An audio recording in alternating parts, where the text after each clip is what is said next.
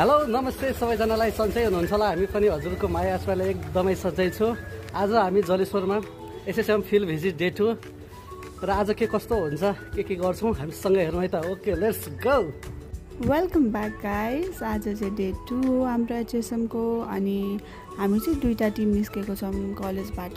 अनि जनकपुरको टिमलाई हामीले जनकपुरमा छोडिसकेपछि हामी चाहिँ जलेश्वर पुग्यौँ। आज चाहिँ हाम्रो डिस्ट्रिक्ट हेल्थ अफिसमा काम थियो अनि त्यहाँनिर हामी पुगेर एकछिन आराम गर्दैछौँ। आजको मौसम चाहिँ अलि राम्रो थियो कि यस्तो गर्मीमा फिल्डमा जानु अनि यस्तो राम्रो मौसम हुनु भनेको यो त एकदम लकी हो क्या हामी। अनि त्यसपछि हामीले चाहिँ इन्टरभ्यू सक्यौँ। त्यसपछि सर र म्यामसँग यसो अलिकति कुरा गऱ्यौँ। हामी पनि यसरी एसएसएममा आउनु पाउँदाखेरि हजुरले यसरी सिकाउनु पाउँदाखेरि धेरै उत्साहित बढ्छ क्या। भोलिको दिनमा हामी पनि कुनै ठाउँमा पिएचसीमा अथवा कुनै पनि यस्तो संस्थाहरूको काम गर्नको लागि एकदमै सहज हुन्छ र धेरै आइडियाहरू पनि मिल्छ होइन। त्यसको लागि धेरै धेरै म लगायत हाम्रो सम्पूर्ण टिमको तर्फबाट धेरै धेरै धन्यवाद हजुरलाई। सबैलाई धन्यवाद प्लस अब सबैको लागि वेलकम छ।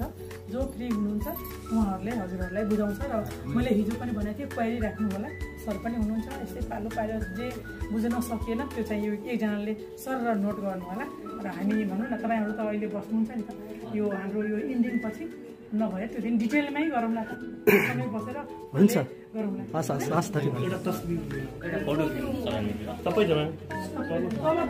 त्यसपछि हामी पुग्यौँ रेड क्रस। यो चाहिँ जलेश्वरको रेड क्रस हो गाइस। अनि हामी चाहिँ एकछिन बाहिर कुर्यौँ हाम्रो लिडरहरूले कुरा गरुन्जेलसम्म। त्यसपछि रेड क्रस चाहिँ बनिराखेको रहेछ। अनि so this is the red cross of Jaleshwar. त्यसपछि हामी भित्र गएर इन्टरभ्यूहरू गऱ्यौँ।